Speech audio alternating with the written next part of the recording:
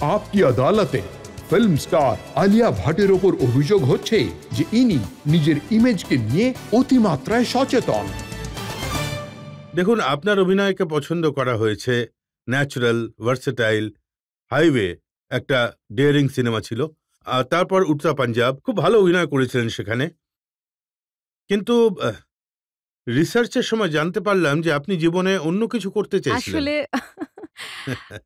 আব আমি যখন এনাদের মানে স্পেশালি যখন আমি করিশ্মা কাপুর আর গোবিন্দাকে স্ক্রিনে দেখি টিভিতে, মানে যখন আমি অনেকটাই ছোট ছিলাম, আমি জানতামই না যে অ্যাক্টিং কাকে বলে। আমি তো শুধু এই দুজন, আমি শুধু এটুকু বুঝতাম যে এই দুজন সব জায়গায় নেচে বেড়ান। গার্ডেনে, কখনো রাস্তায়, তারপর কখনো ট্রাকের তাকিয়াতে। উপর, খাটের উপর, ওনারা সব জায়গায় নেচে বেড়াচ্ছেন। তো আমার এই শখটা এখান থেকেই শুরু হয় যে আমাকে ওনাদের মতন নাচতে হবে। আমি এটা জানতাম না যে সিন করতে হবে, অ্যাক্টিং করতে হবে, কথাও বলতে হবে। এটা নাচ দিয়েই শুরু হয়েছিল শখটা। আর অনেক পরে gিয়ে আমি বুঝতে পারি যে পুরো সিনেমাটা করতে হয়। আর আমি বলেছিলাম, "হ্যাঁ, আমি করে নেব ঠিক।" তাহলে আব করিশ্মা, গোবিন্দা, শাহরুখ এদের দেখার জন্য স্কুল বাঙ্ক করে যেতেন আপনি?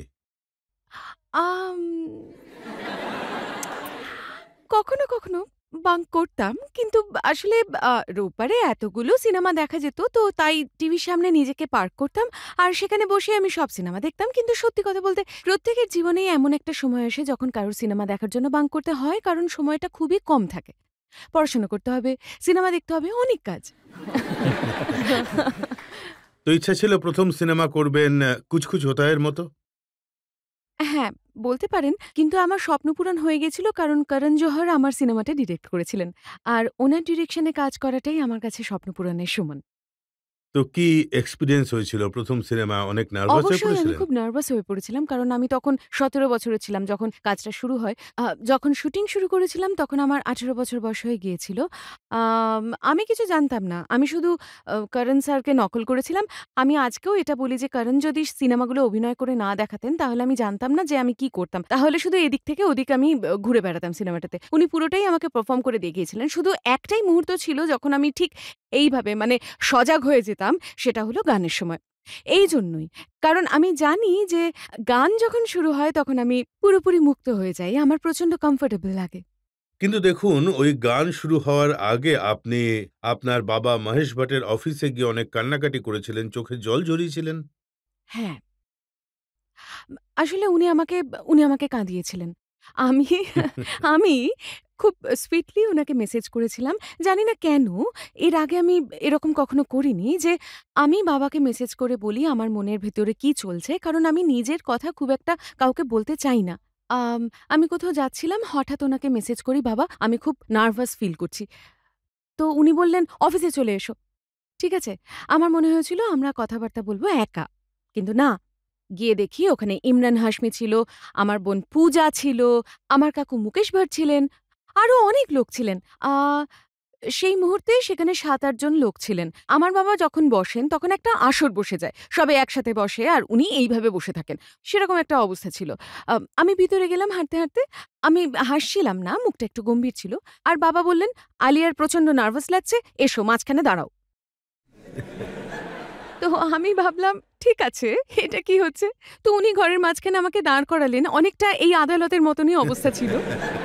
তো সেখানে দাঁড় করিয়ে উনি আমাকে বললেন যে, "এবার তুমি আমাদেরকে বলো যে তোমার মনের ভেতরে কি চলছে?" তো ১ম এ আমি খুব বিরক্ত হয়ে গেলাম যে, বাবা এরকম হয় নাকি? সবার সামনে দাঁড় করিয়ে এবার বলতে বলছে কি চলছে আমার মনে? যাই হোক, আমি আমার কথা শুরু করলাম আর বলতে, বলতে আমি কেঁদে ফেললাম। কারণ সবথেকে বেশি ভয়টা ছিল যে আম যখন আমি বুঝতে পারি যে, যে জিনিসটা আমি জীবনে করতে চাই সেটাতে আমি ভালো নই। তখন সেটাতে আমি পার্টিসিপেট করার জন্য খুবই ভয় পাই। কারণ আমি তো তখনও জানি না যে আমি কিভাবে সেটাকে করব। Um, and then I realized the minute I said that this whole process আপনারও হয়। আপনি একটু আগেই বলছিলেন যে এই শোটা শুরু করার আগে আপনিও নার্ভাস ফিল করেন। আমি সবার সামনে বলার জন্য বলেছিলাম নাকি? না, কিন্তু এটা তো ভালো জিনিস। কারণ নার্ভাসনেস আপনার কাজটাকে আরো ভালো করে তোলে। আর সেই জন্যই টাচউড আপনার শোটা ২৫ বছর ধরে চলছে। আহ তো আমিও প্রতিটা শট দেওয়ার আগে, ক্যামেরার সামনে আসার আগে নার্ভাস ফিল করি। আর এটাই যদি সত্যি হয় তাহলে সবার আশীর্বাদে আমার কেরিয়ারও 25 বছর ধরে তার চলবে। থেকে অনেক বেশি হবে, অবশ্যই Hopefully. হবে। যখন প্রথম ফিল্ম হিট করে তখন ভাট সাহেব আমাকে বলেছিলেন যে উনি আপনার কাছে গিয়ে আপনার অটোগ্রাফ চেয়েছিলেন। হ্যাঁ, উনি নিজে একজন এত বড় সেলিব্রিটি, ডিরেক্টর, কেমন ফিল করেছিলেন আপনি? আমার ভালোই লেগেছিল। আমি ওনাকে অটোগ্রাফ দিচ্ছি। উনি খুব ইমোশনাল, কিন্তু সবাইকে সেটা উনি দেখাতে চান না। কিন্তু উনি সেই অটোগ্রাফটা ল্যামিনেট করে রেখেছিলেন। আর অনেক বছর পরে, মানে কিছু বছর পরে সেই অটোগ্রাফটাই উনি আমাকে ফেরত দিয়েছিলেন আমার জন্মদিনের উপহারে। কারণ তাতে আপনি লিখেছিলেন, thank you papa for not helping me at all. ঠিক।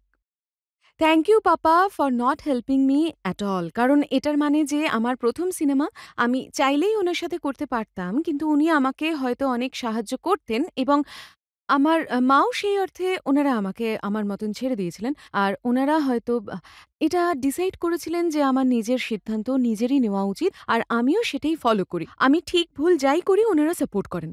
But the only way I can be Alia Bhatt and not Mahesh Bhatt's daughter Alia Bhatt is if I did it by myself. তো সেই জন্যই বেশিরভাগ বাবা-মারাই এটা মনে করেন যে ওনাদের সবসময় আগলে রাখতে হবে। আমার মনে হয় যে উল্টোটাই হওয়া উচিত, যে আপনার সন্তানকে ছেড়ে দিন, উঠতে দিন। পড়ে গেলেও তাকে সাপোর্ট করুন। তো সবাই হয়তো আপনাকে এটা জিজ্ঞেস করেন যে এত বড় ডিরেক্টর, উনি আপনার জন্য কোনো সিনেমা কেন করেননি, কেন আপনাকে ব্রেক হ্যাঁ, দেননি? সবাই এখনো জিজ্ঞেস করেন যে ওনার সঙ্গে কবে কাজ করবেন, কবে সিনেমা করবেন? আমি বলি একটু দাঁড়ান। ভালো জিনিসের জন্য একটু সময় লাগে।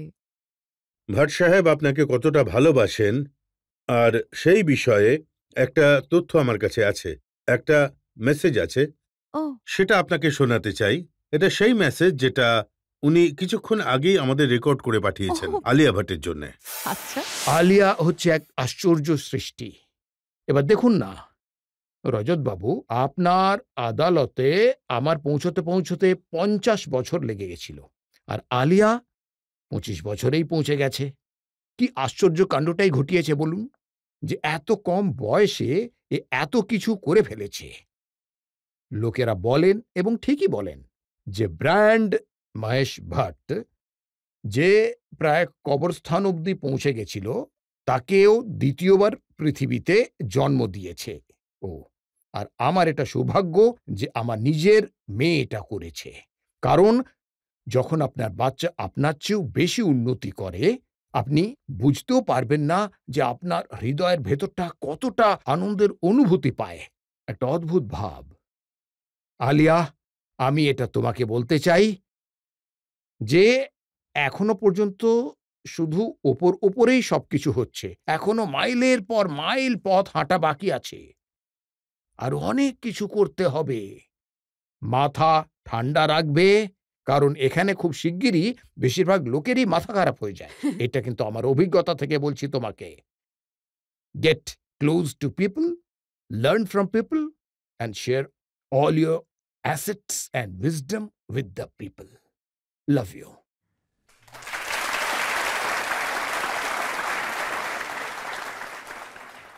এর থেকে ভালো মেসেজ তো কেউ দিতে পারবে না, কোনো বাবা নিজের মেয়েকে দিতে পারবে না। আপনিও কিছু বলতে চান ভাট সাহেবকে? আপনার চোখে জল দেখছি। আহ, আমি শুধু এটুকুই বলতে চাই যে মহেশ ভাট কোনোদিন কবর অবধি পৌঁছতে পারেন না। আহ, ওনার জন্যই আজ আমার মনে হয় যে কারণটা, মানে লোকেরা যখন আমাকে জিজ্ঞেস করেন যে আপনি আলাদা আলাদা চরিত্র কি করে করেন, আপনি চরিত্রগুলোকে কি করে বোঝেন, তার একটাই কারণ যে আমার বেড়ে ওঠা ওনার জন্য, আমার মায়ের জন্য। আম, তাই থ্যাংক ইউ। কারণ যদি আপনারা, মানে যা আমি করেছি, আপনাকে গর্ববোধ করিয়েছি, সেটাও হতো না। So thank you.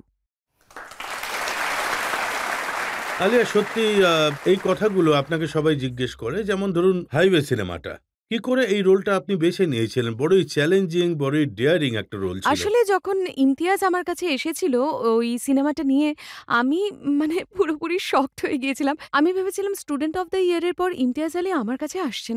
উনি এমন কি দেখলেন, কারণ স্টুডেন্ট সিনেমাটা খুব গ্ল্যামারাস ছিল আর অ্যাক্টিং করার মতন ওই সিনেমাটাতে আমি জায়গা পাইনি আমার মনে হয়। একটু নাচানাচি করেছি, হ্যাঁ, খুব গ্ল্যামারাস, খুব সুন্দর সিনেমা ছিল। কিন্তু আমার মনে হয় যে এতটা ভারী একটা চরিত্র আমি এত তাড়াতাড়ি পেয়ে যাব। আর ইমতিয়াজ আলী একজন খুবই ভালো আ জনপ্রিয় এবং নামকরা ডিরেক্টর। আমার কতগুলো পছন্দের সিনেমা বানিয়েছেন। 'Job we mate', 'Rockstar', 'Socha না থা'। আমি তো খুবই এক্সাইটেড ছিলাম। পারলে আমি তো ওনাকে পয়সা দিতাম আমাকে সিনেমায় নেওয়ার জন্য। কিন্তু উনি আমার কাছে আসেন আর উনি আমাকে জিজ্ঞেস করেন আমি সিনেমাটা করব কিনা। আমি খুব এক্সাইটেড হয়ে যাই এবং হ্যাঁ বলি। আর সেই সময়ও আমার বাবা বাড়িতে ছিলেন যখন উনি এসেছিলেন। সবাই একসাথে বসেছিলাম। মনে হচ্ছিল আমার সম্বন্ধ দেখা হচ্ছে। আর বাবা এইভাবে বসেছিলেন স্ক্রিপ্ট হাতে নিয়ে। তারপর উনি আমার হাতে দিয়ে দেন।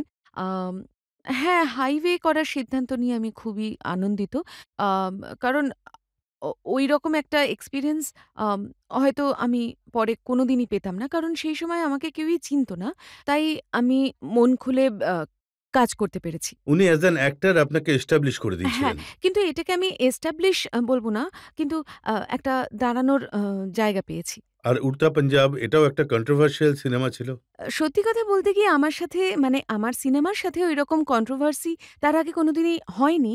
তাই খুব কনফিউজড হয়ে গিয়েছিলাম। কারণ স্পেশালি যেরকম টপিক নিয়ে ওই সিনেমাটা ছিল, আমার মনে হয়েছিল যে মানুষের জ্ঞান বৃদ্ধির জন্য অন্তত এই সিনেমাটা দেখা উচিত। যখন সেন্সর বোর্ডের তরফ থেকে বাধা আসতে শুরু করেছিল, I was very heart, I was very upset. কারণ আমি আমার সিনেমার সাথে ওতপ্রোতভাবে জড়িয়ে পড়ি। প্রচণ্ড সেনসিটিভ হয়ে যাই। খুবই ডিফেন্সিভ হয়ে যাই।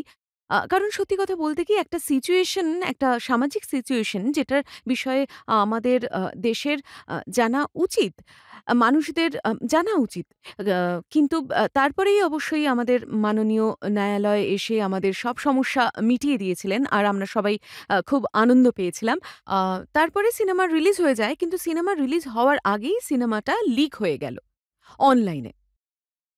সেইদিন আমি কন্ট্রোল করতে পারিনি। আমি আমি ভেঙে পড়ি। যখন আমি জানতে পারি যে সবে সমস্যাটা মেটার পর সিনেমাটা লিক হয়ে গেল। মানে এটা কি করে সম্ভব?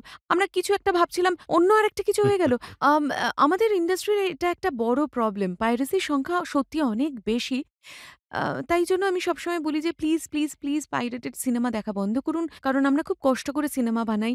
আর তারপর যখন এরকম কিছু একটা ঘটে তখন সত্যিই মনটা ভেঙে যায়। আশা করি এরকম আর কখনো হবে না। আইন তো আছে কিন্তু সেগুলো কেউ মানে না। কিন্তু আমরা চেষ্টা করতে পারি।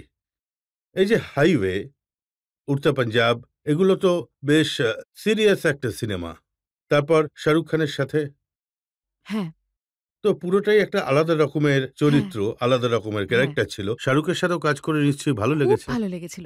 যেমন আপনি একটু আগেই বললেন যে আমি অনেকদিন থেকেই উনার বড় ফ্যান ছিলাম। আর উনার সাথে দেখা করার পর তো আরো বড় ফ্যান হয়ে গেছি। কারণ আমার বিশ্বাস যে আপনারা সবাই জানেন he is the most charming and the most loving person. উনি সবাইকে এত ভালোবাসেন, স্নেহ দেন, এত শ্রদ্ধা করেন। আমার মনে হচ্ছিল যে উনি শাহরুখ খান নন, আমি শাহরুখ খান। উনি যেভাবে আমায় ট্রিট করেছিলেন, আর শুধু আমায় নয় সবাইকে, সেটের মাঝখানে সব অ্যাসিস্ট্যান্ট ডিরেক্টর, টেকনিশিয়ান সবার সাথে উনি এতটাই মিলেমিশে থাকেন।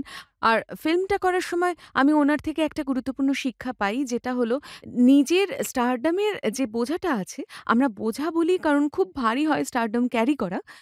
উনি নিজে কোনোদিনই সেটার ভার নিজের ওপর নেননি। আমরা কখনো বুঝতেই পারিনি যে উনি শাহরুখ খান। উনি যখন ঘরে ঢোকেন, হ্যাঁ, সবার নজর ওনার দিকে যায়। কিন্তু উনি কখনোই সেরকম অ্যাটিটিউড দেখান না। He is the most down to earth. এতটাই লাভিং। আমি ওনার কাছ থেকে অনেক কিছু শিখেছি মানুষ হিসেবে এবং অবশ্যই অ্যাক্টর হিসেবে।